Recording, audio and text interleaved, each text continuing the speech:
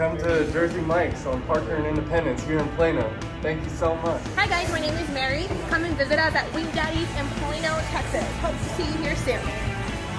Hi, my name is Gracie from Wing Daddy's. Hi from Texas. Hey, it's Shannon from RIAA Gold in Kirkland, Washington. When you're in town, stop on by and give us a shout. See you soon. Thanks for shopping. Thank Local. you so much. We're here at Bubba's Bar and Grill, and yes, my old blues band used to play here. There is the stage. We're here in Washington State, and man, things have come full circle because now I'm on a TV show. I don't know where we came up with the name Earl and Bubba, Earl T and Bubba G. I don't know, but it's good to be back at Bubba's Bar and Grill. This is so beautiful. Oh my goodness. It's amazing. How do you like the river?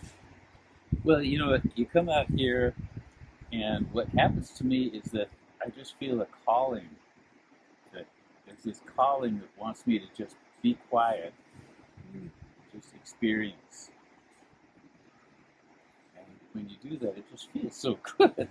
The river just kind of takes all your doubts and fears and busyness away, and you just, to me, it's kind of like breathing, because there's an influx of energy and an outflux of energy, just like, but it's happening all at once. So there's this constant breath of the river going by.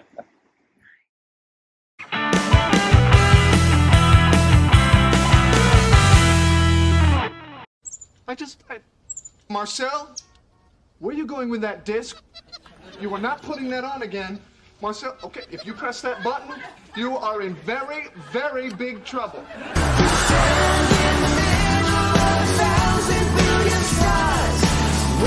for a message, it's gonna be alright. It might not be easy, just takes a little time. Wake up in the day, it'll be alright. If you think it's gone, let's take a risk. Something that's about you.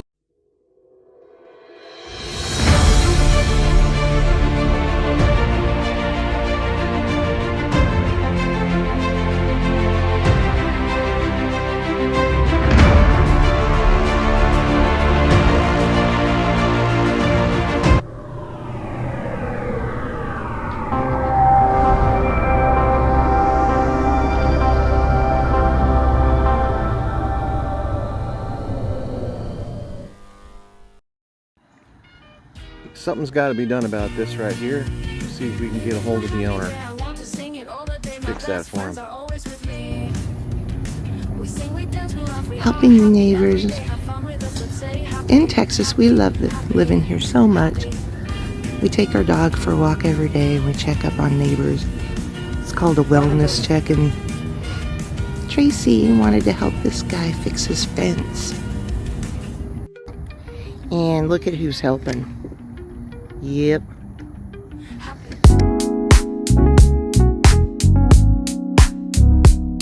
Hello, my name's Garrett from Rofish Grill. Y'all should come visit us.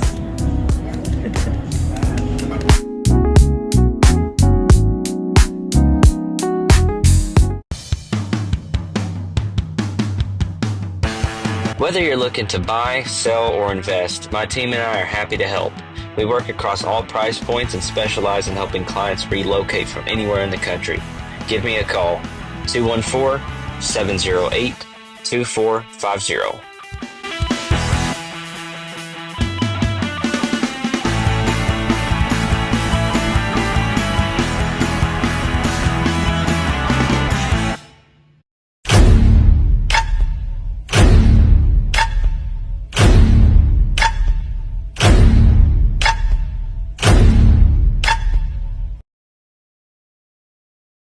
You're watching the Rockstar Diaries TV show. Welcome to Rockstar Diaries, healing out loud with heart, humor, and harmony. Yeah, yeah, yeah. You sound like a lounge singer. Yeah, yeah, Yeah, yeah. yeah, yeah. Hey, we got Kent Maxson. You know what? To his friends, he's an award-winning songwriter. His music has been performed on international radio and TV, and he has won multiple industry awards, including an RIAA Gold Record for his hit single, From Where I'm Sitting, as recorded by Gary Allan. This is crazy. I know. Artists who have most recently recorded Kent's songs include CMA Texas Country Artist of the Year Will Bannister, multi-platinum award-winning songwriter artist Buddy. What's his last name? Mondlock. Irish songstress Mary Duff, Irish traditional country artist Jordan Mogay, is that how you say it? Mogay, and rising young country artist Alyssa Trahan. Ken keeps a busy touring schedule, performing at house concerts and small venues throughout the South while writing and mentoring young artists on the craft of songwriting. Kent released his latest EP, Max, in November 2019. Let's bring him on. Let's give him a warm welcome here to Kent Maxson. Woo! Hello, how are you? Got some of those names, but we got your name right. That's what matters, right? Yes. How are you today? We're so happy to have you. I'm doing really well. I've had a good morning and kind of enjoying relaxing. I'm going to watch a little football here in a little bit. Football season almost here. Well, yeah, we're just so excited. Hey, we're going to jump right in because I tell you what, to hear that you collaborated with Garth Brooks and that he called you the real deal, that is huge for me. And what I'm curious about is in the collaboration process with Garth, what did you learn? How did it shape you differently as a songwriter? Well, I met him very early. As a matter of fact, he hadn't even, when I first started writing with him, he hadn't signed his deal yet. So for me, I didn't really get scared of him until he started, making multi-million selling records. One thing about Garth that I remember at that period of time, when we first started, was the digging that we did to find the right words. We might wouldn't argue, but discuss this word versus that word. Matter of fact, from where I'm sitting, what was really interesting on that song was we originally wrote it and there was like 5 verses, and we'd set it aside. And when we came back to write again, we were writing another song, and he started playing it, and we really couldn't remember all the things from memory, so I pulled it out. And we started taking this line out of that verse, this line out of that verse, and we condensed it down to just 2 verses. And what we did is we got rid of the trash, and we had just the best songs, and it formed the story we were looking for. I love that. And that's what I've been taught by mentors over the years, is you start with a big brain dump, which is great. You want to get all your ideas down there, but exactly what you said, that's golden nuggets for any aspiring new songwriters out there, right? Yes, and let's dive into this right now, too. You moved from Texas back to Nashville, and then you got inspired, and you wrote some music, and then this came out. Yes, we've been reading it, and you are such a great author. I'll tell you what, very inspiring. It's already got coffee stains on it in the pages right here, so and teardrops. It's good stuff. I mean, I like the way the synergy between you have the song on there, and you're talking about the history of the song, and also you have scripture meld right in there, just confirming everything. It's really well done. I really appreciate this book. So talk about your authoring process. The way the process worked was I'd write out 1 or 2 stories that illustrated a biblical or faith-based truth that I wanted, that illustrated very well. And that would probably be between 2,000 and 3,000 words. And then I'd send it off to my editor / co-writer, however you want to refer to him. He's a very talented individual. You'll see his name on there, David Teams. And then he would take it, edit it, add some more words. So it went from 2,000 to 3,000 to 3,000 to 4,000. And then he'd send it back to me. And then I would do the same process. And we went back and forth on that, honing again, kind of like co-writing a song, honing the best words, the best paragraphs, the ones that best illustrate what we were trying to do. So we ended up with usually somewhere between, well, low end 4,000, high end 6,000 words per chapter.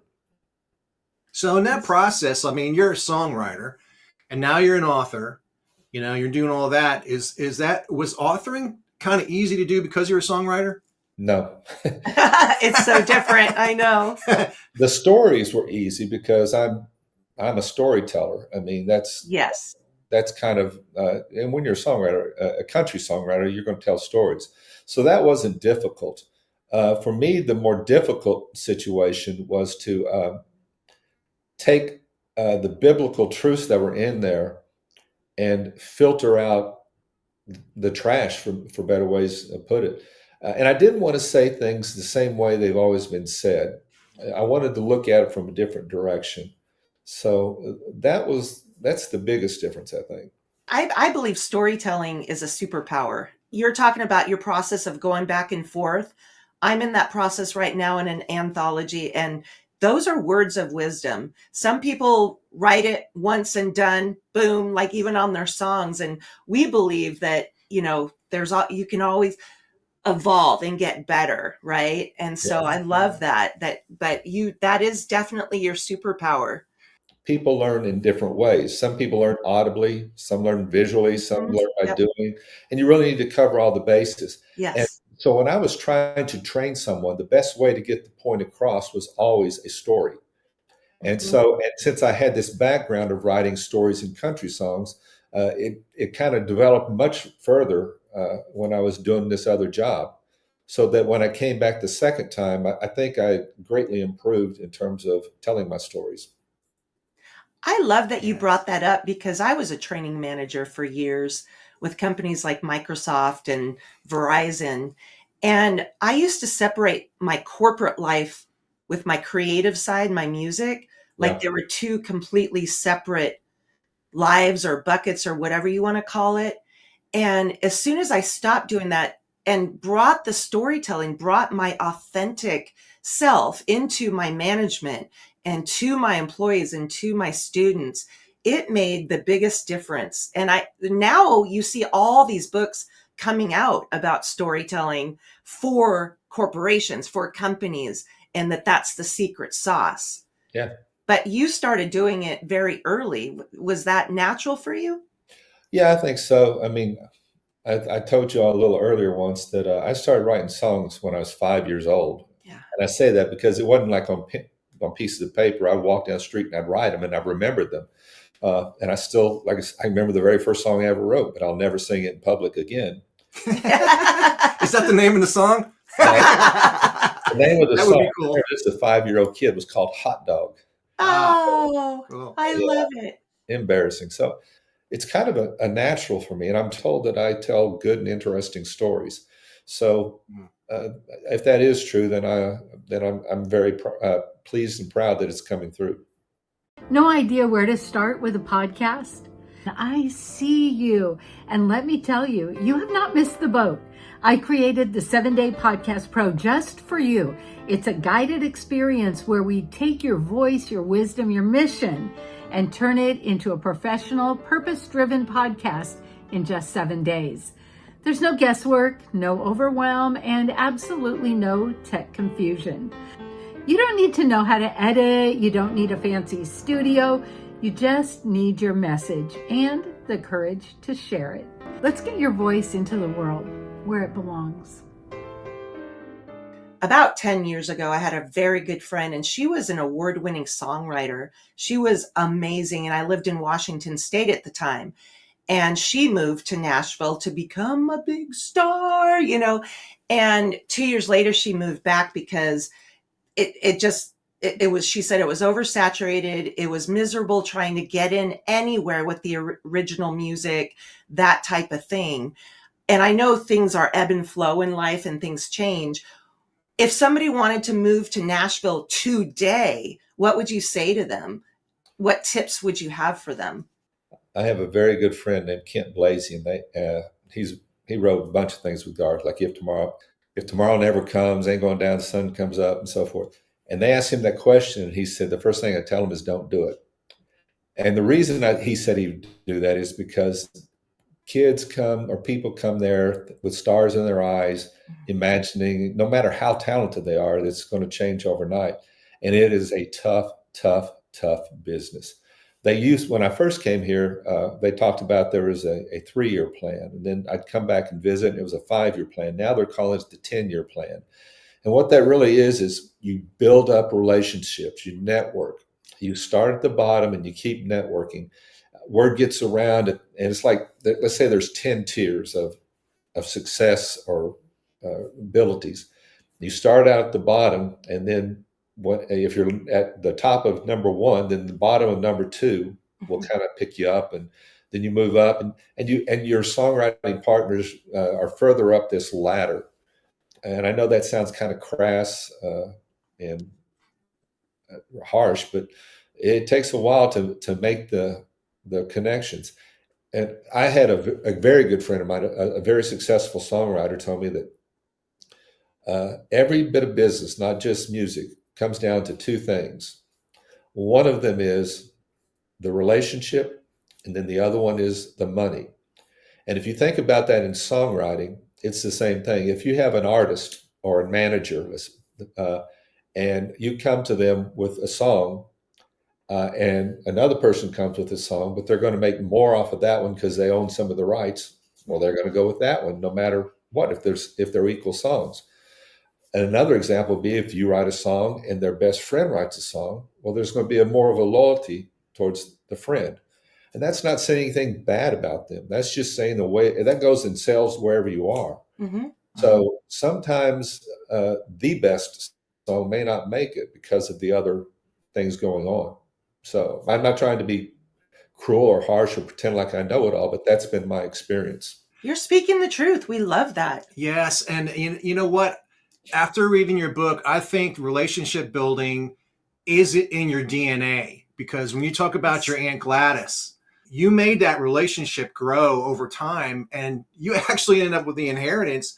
I love that story, because you're such a relationship building person. And I imagine that's how you got your way around Nashville. And honestly, this is how we're building our everything that we're doing. In the last couple of years, it happened like you later in life, you're blossoming. And it's just amazing. Tell us a little bit about that.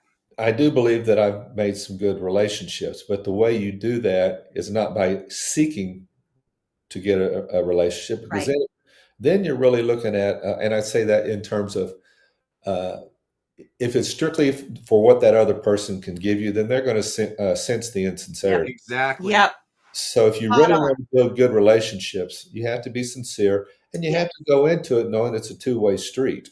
I have some very, very, very good friends that are far more talented than I am. And they're my friends because we hang out, because we enjoy each other's company. And because of that, when we write songs, they're much better than what I would have written by myself. Mm-hmm. And their connections become my connections. So I've just doubled my accessibility. So good things come to people who try to do what's right. Yes. You don't go up to a music supervisor and say, here's my music. It's really good. You got to listen to it. You say, hey, I read about you and I see that you like sushi, and there's this really amazing sushi place around the corner from where you live. Or, hey, what kind of Starbucks do you like? I'm being, kind of silly right there. But that type of connection starts with servitude and a genuine servitude. Like you said, it's not what you can get out of that person. It's what you can give to them. Right? Yes. Within the last year and a half, 2 years, I've kind of made a game of when I go out in public, like if I'm going to a grocery store and I'm walking down the aisle and I'd see someone, I'd say, hey, how you doing? Or, man, it's tough to make a decision on those, isn't it? Anything at all that just acknowledges them. Mm-hmm. And I have been blown away by how a frown goes to a smile. Yes. I feel good about myself because I feel like I was a little moment of sunlight in someone's life. Just that. Oh, That is awesome. We love doing that too here in Texas.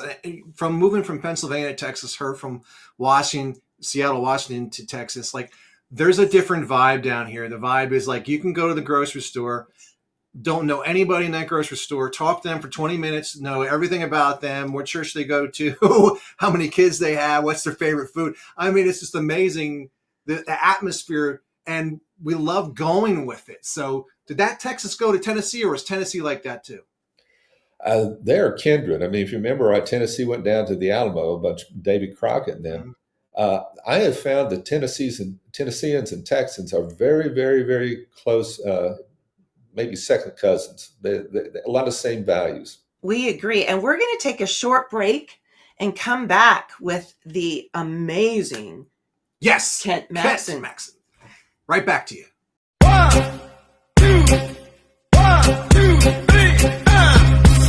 Yeah. Whoa, whoa, yeah.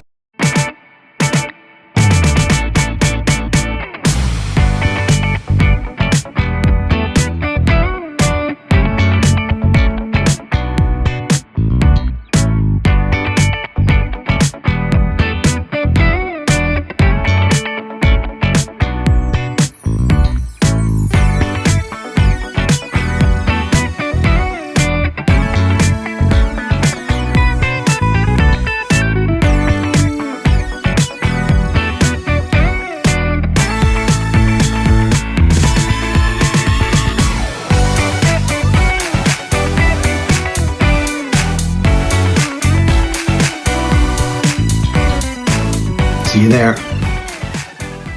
Hey, welcome back to Rockstar Diaries. We are here with the amazing artist and author, Kent Maxson. He's got a story to tell. And, you know, through some of my most difficult times in life, music and books have saved me, because a lot of times I'll read a passage and I'm thinking, I'm not alone. This person is speaking right to me. They've experienced what I've experienced. And it really, really helped me a lot. And you have such a story and it's so well written. We're hoping that you can, you know, talk about the book and what your main goal was for the book. I appreciate you asking that. I'm told that the 5 most stressful things you can go through in life are: 1, death of a loved one; 2, a divorce; 3, a medical situation; 4, I got to remember them all, losing your job; and then 5, selling a house or relocating. In 2013, I did 4 of the 5. I mean, I'm gonna get them all out of the way, right? Yeah. So in February, I was taken to the hospital with chest pains. Mm-hmm. And they rushed me into the emergency room, and next thing I know, they're knocking me out. And whenever it was all over, I was told that I had 2 heart conditions, one of them being pericarditis, and then the other one, which was more serious, was AFib. Mm-hmm. So over the next 6 months or so, I'm in and out of the hospital, test, another trip because of pains and so forth. And so it was decided that I was going to have 2 surgeries, 2 heart ablation surgeries. So at the beginning of August, I had the first one. And when I came out of it, I thought, okay, we're good. I only have this one more to go. And it was 30 days away. And then about 2 days after that, my ex-wife told me that she was thinking about getting a divorce. And of course, that kind of set me back. And then another 2 or 3 days later, my boss calls me and tells me that the company I was working for was going out of business. Mm. And that the last day of my health care insurance was going to be the day before when my surgery was scheduled. So I told the doctors about it, and they changed it where my health care would be good for another day after the surgery. So I had the second surgery, and then my ex-wife and I started going to counseling again. And around November 20th, she told me that she made up her mind she wanted a divorce. So I left the house that day, and I didn't know what to do. I really didn't know where to go with my life. I don't remember much of the next 6 straight weeks. I was kind of in a fog, but somewhere along the line, I knew that I never wanted to leave Nashville. I never wanted to quit writing songs, and there was nothing to hold me now into Texas. So I decided to move back to Nashville. And when I moved back, I ended up living with my two roommates that I'd had 30 years ago. One of them rented me a bedroom for $50 a month. And then the other one, they were right next door to each other, of all things. And the other one helped me store my stuff away. So I felt like a complete failure. 30 years later, I'm an old man and I haven't progressed anything. I'm living with the same guys I did, when I was younger. So I would go at night, I'd lay in the bed sometimes and I'd start saying my prayers, and I felt like they stopped at the ceiling, like they never got through to God. Mm-hmm. And when you're going through a divorce, or for me at least, during the day I could find distractions, be it a friend, go to dinner, whatever. But at night, there was no place to go. There's no way to get away from the loneliness and the silence. So I would end up walking. I'd be up all night, 1, 2, 3 o'clock in the morning. And I would end up going out for a walk. And if you've been to Nashville, you know that there are no sidewalks really. There's like blacktop roads in the country. Yeah. So I'd wander around, and I usually ended up at the local high school's track. And I'd walk or run until I couldn't walk or run anymore. And then I'd wander back to the house. And when I was walking, you can hear all these sounds at night that you normally wouldn't, like critters running around in the grass or the bushes, streetlights humming, crickets. Mm-hmm. I remember that sound and that feeling. Well, over the next few years, I started rebuilding my life. And one of the things that happened is publishers started sending me young kids to write with to teach them about the art of songwriting. And so I was writing with this very talented lady one day, very beautiful young lady. And she told me she had sent a song to a major artist. And I said, well, what did you hear? She said, crickets. And I said, what? I never heard this term before. And so she explained to me, an old man, what hearing crickets meant. And as soon as she did, a light went off, and that was what I wanted to write. I wanted to write because I remember those crickets when I was walking. And what came clear to me was the very thing that I thought was God ignoring me was God speaking to me. Oh. If you go back to the prophet in the caves, they talk about God wasn't in the thunder. He wasn't in this. He wasn't in that. He was that still small voice. And for me, that still small voice was the crickets. So nice. That was the foundation. It ended up being my first chapter. And from there, I started taking songs and applying them to stories and biblical truths. So each chapter, there's 13 chapters, has 1 or 2 stories to illustrate the biblical truth that I want to get across. And then there's a song, and there's the lyrics are in the book, but then there's a QR code where you can go and either listen to or purchase the song. And the idea, again, was to demonstrate this in multiple ways, visually, audibly, and so forth, and to be a witness to the God that I profess. Amazing. I got an idea for a song for you out of your book. Okay. One line you had in the book there, it said, a feather dipped in kerosene. Oh. To clean the grandfather's clock. That could have a lot of metaphors in that one. Wow. I never knew my grandmother, my dad's mother, because she died when he was a senior in high school. But I always, was fascinated with her and wanted to know what was she like and stare at her pictures and things. So when I found out that she had a sister and we stopped to visit her, I was just mesmerized because I wanted to know about my grandma. And so I would go up there when I was in college on weekends and spend the night and talk to her. And she had this old clock. The story behind it was going all the way back to the early 1800s, her father, so it'd be my great-great-grandpa, 2 or 3 generations, would had this clock. It was his. And at night, he would bring in the kids. And there was like 11 of them. And they would sit around that clock, and he would dip a feather in kerosene and lubricate the gears. And every once in a while, he'd have one of the older ones do it and, of course, supervise it. So this clock had been through generations of my family. And I just, whenever she passed away, she left that clock to me.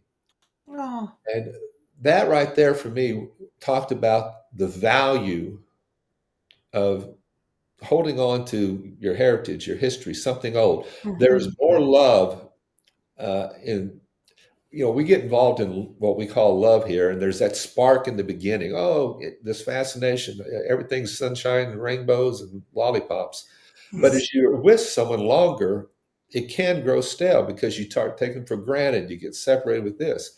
But this clock for me represented generations of love. And that's kind of what I want to have with my wife and with my life is generations of love, something that I can take with me that doesn't grow old as I grow old.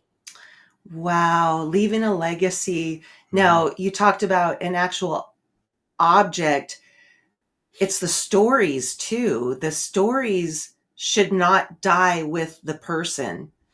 But if they're not written down, if they're not in our memory banks, if they're not somewhere, and my mom recently has been telling lots of stories, and I think I used to take them for granted way back when. Now I listen like with, on the edge of my seat to every single word she says. A lot I've never heard about, my grandma and my great grandma and going back. And I think to myself, all of this stuff, how do you keep it alive if somebody is not listening or writing it down? This last week, my wife and I were doing our wills, and the money and all that kind of stuff, that's easy to distribute. But for me, the harder thing is who's going to treasure the memories, and how do I pass along the stories to these people that I choose so that it doesn't die. And right here's the CD, and you can tell us where you can get this, Kent. Through my website. And when I do live shows, I also have them available. Recommend this one too. You can get them in the same places, right? Yes. It's beautifully written. Yeah, I love it. Okay, I think it's time for a hard question. The hard question. Yes, and this is going to make you think. Okay, if Nashville disappeared tomorrow, where would you go to keep the spirit of songwriting alive? That is a hard question. We were hoping you said Texas, but Well, if Nashville went away, I would obviously be drawn to Texas because of my roots.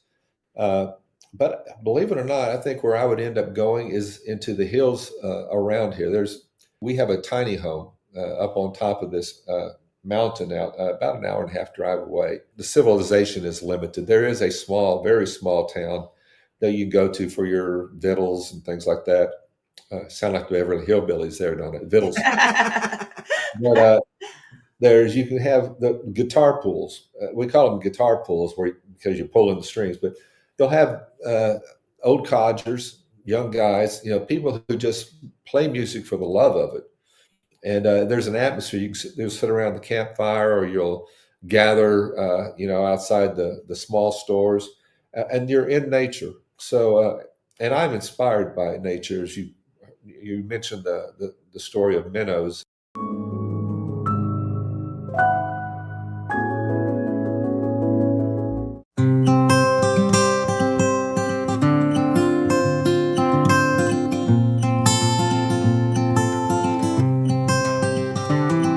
Had enough of the bright lights, the sirens and the traffic. So I put my 2 weeks in, climbed down the corporate ladder, sold our downtown condo, bought a little piece of land, traded headaches and high blood pressure for these blisters on my hands.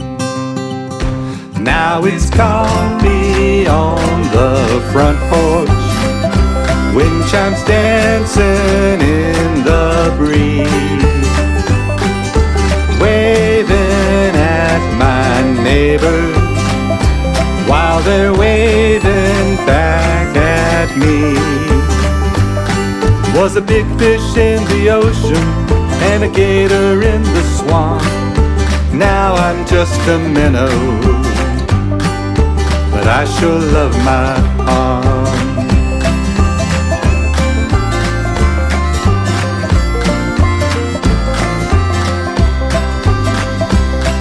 We're laying on a blanket in the back of a flatbed Ford, miles from the city on a moonlit country road. Stars in the heavens sprinkled across the sky like sand. Got a front row seat to a masterpiece painted by the good Lord's hand. Now it's coffee on the front porch, wind chimes dancing in the breeze,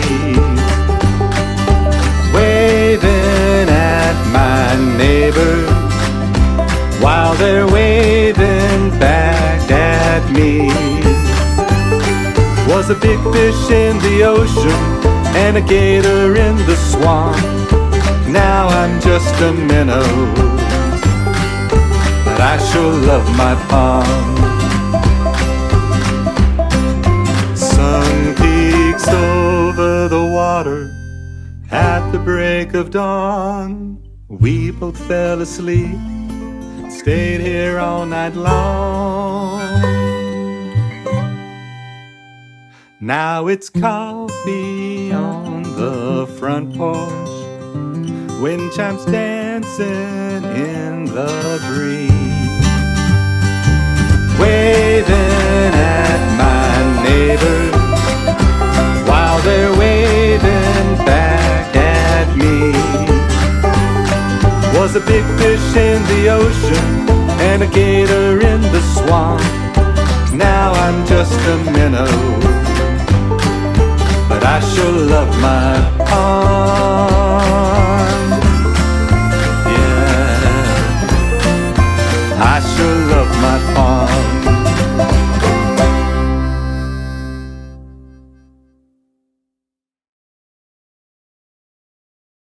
We met some pretty interesting people on Broadway the last time we were there, and we have some video. Hey, here we are in Nashville. We met some people here. We're asking them exactly what they think about the new Hearts and Sing single that came out last night. Learn to Fly. Freaking amazing! Oh man, what do you think? 10 out of 10. 10 out of 10. All right. What do you think? It's gonna be a Grammy Award nomination this year. Self-proclaimed. More. Oh man, thank you so much. Should be an Oscar in there somewhere. Hey, that's just awesome, man. Thank you so much. All right, well done, guys. Okay, Hearts and Sing just came out with a new single last night. What'd you guys think of it? Yeah, totally killed it. I've never heard like the way that the music, good. The audio, it's just real good. Mixed really well. I've been listening to it all day long. What do you think? Grammy nomination? What do you think, for man? sure. Yeah, we enjoyed it. That's great, man. So what do you think of the new Hearts and Sing song came out last night? What'd you think of it? Banger.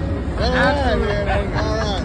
Here you got it, man on the street right here in Nashville. Yeah. Woo! I think there was a cover band playing it, actually. Cover band over there playing it? Yeah, cover band over there. All right, man. All right, you guys are great. Is there really a lot of fostering new original content in Nashville? First of all, I'm told that there's over 250,000 musicians that are here. And I can tell you that the guy who sacks my groceries probably plays the guitar better than I do. Mm-hmm. The talent around here is just incredible. Mm-hmm. On Broadway, they're mainly playing for tips. It's kind of hard to believe. There's a kind of a statement or a story around Nashville that if you don't live in Nashville and you play in clubs, most people won't come see you, and that's where you're going to get your money. So you're going to be struggling.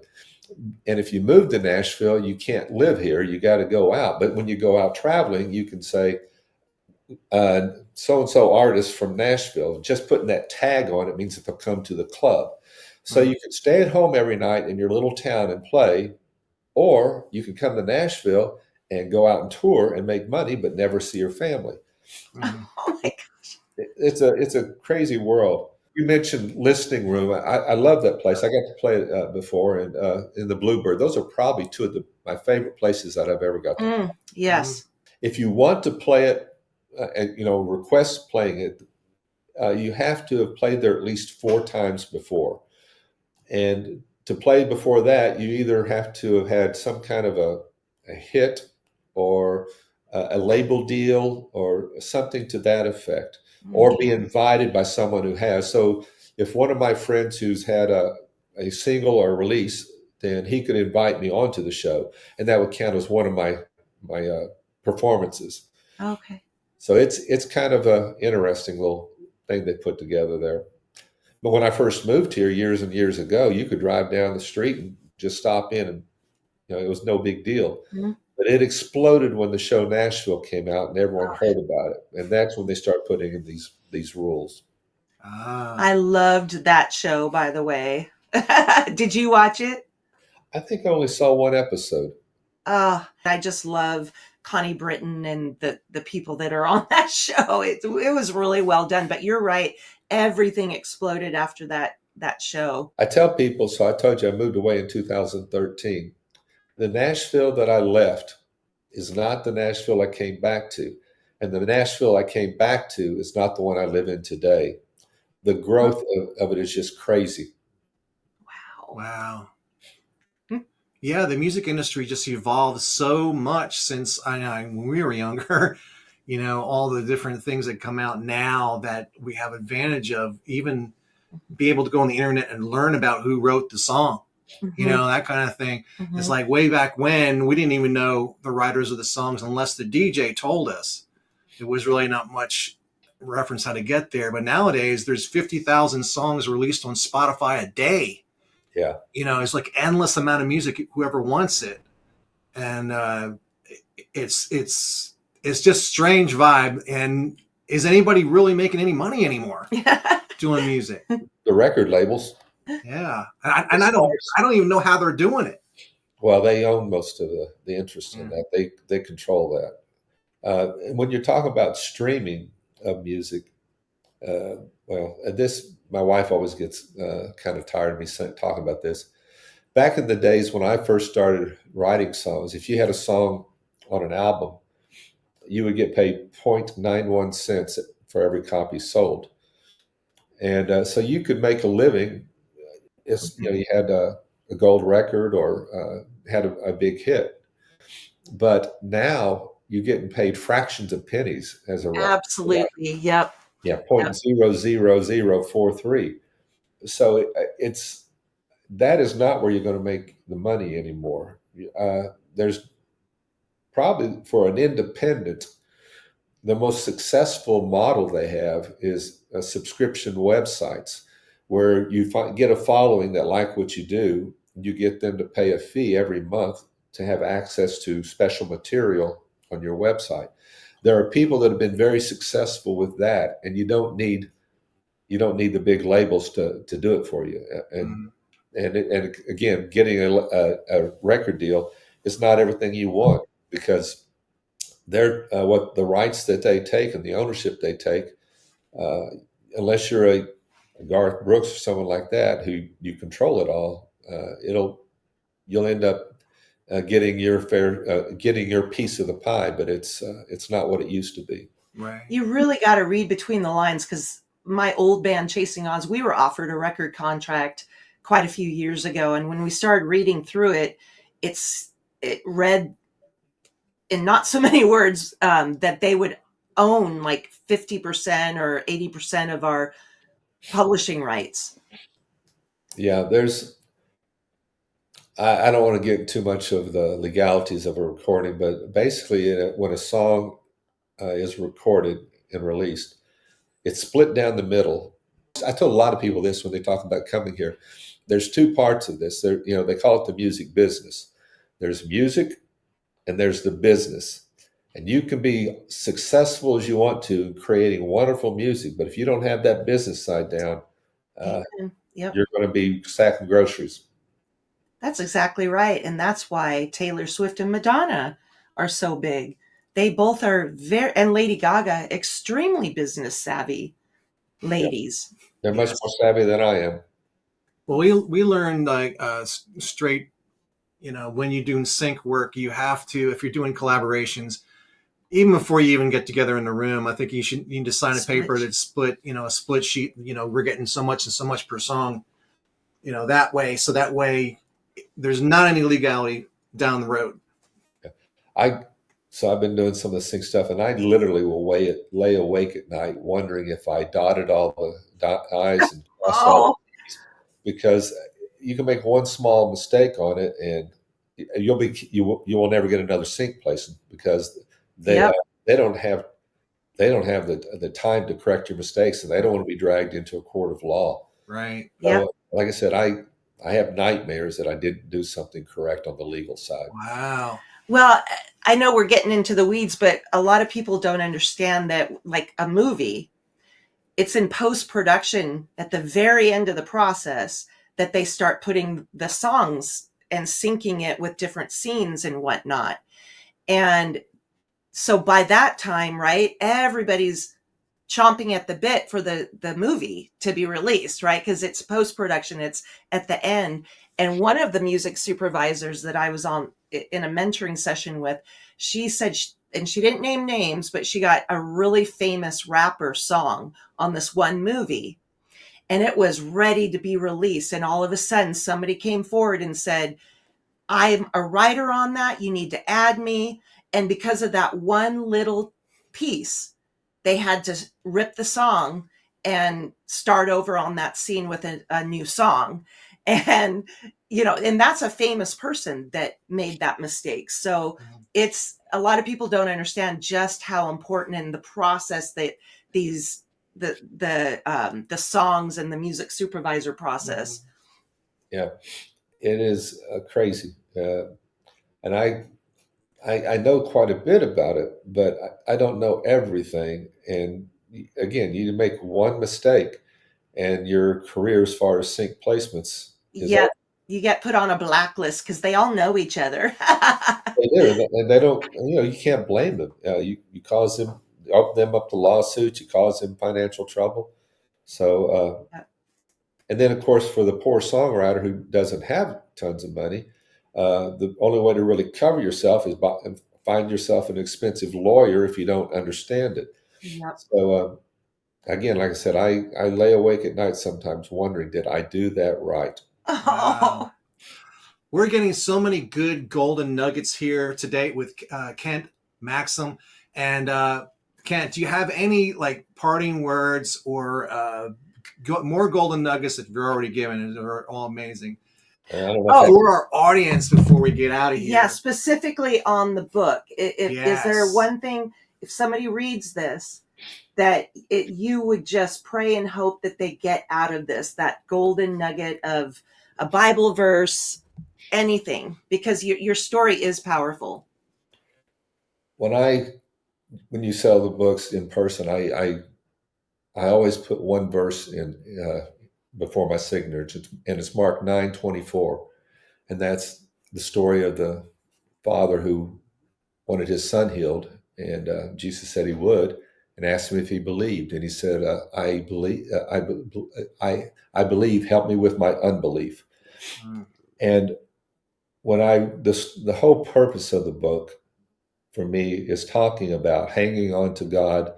So I would reference that verse. And if you're struggling with anything which makes you doubt or contemplate or wonder if there is a loving God, then I'm not going to say that my book gives you the answers, but I'll share what I experienced, what I have witnessed, at least hopefully open your eyes to consider this, and that to understand that there is a loving God that is with you every step of the way. Yes. Amen. Thank you so much. We wish the best for you. We hope to keep in contact with you. Yes. I want to thank y'all for letting me be here, and you better believe we'll keep in contact. If you ever get to Nashville, look me up.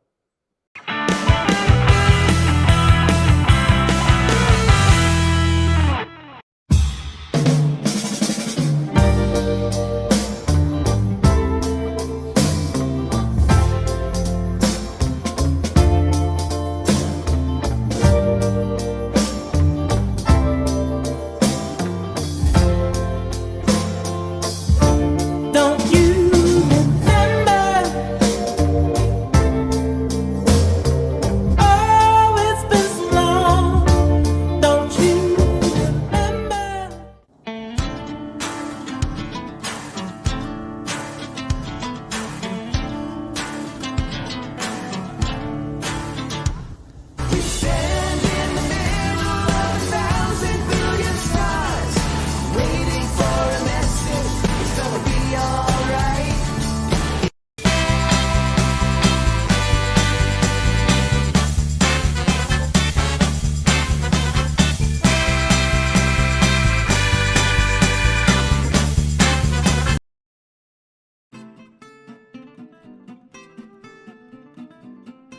Cedar Ridge Acres soap.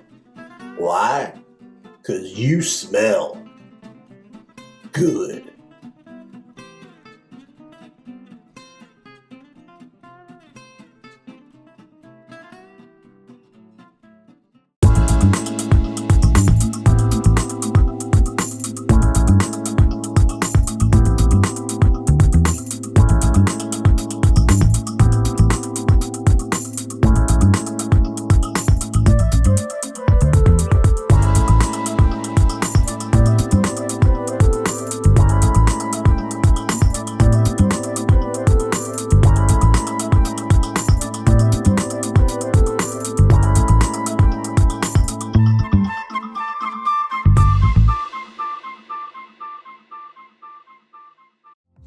Hey there. You know, every time someone comes into your business or website and uses their card to pay, a percentage of that gets folded back into the system.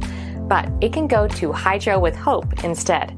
If you'd like your business to support us rather than feed back into the system, scan the QR code and we'll show you how to do that while saving your business money.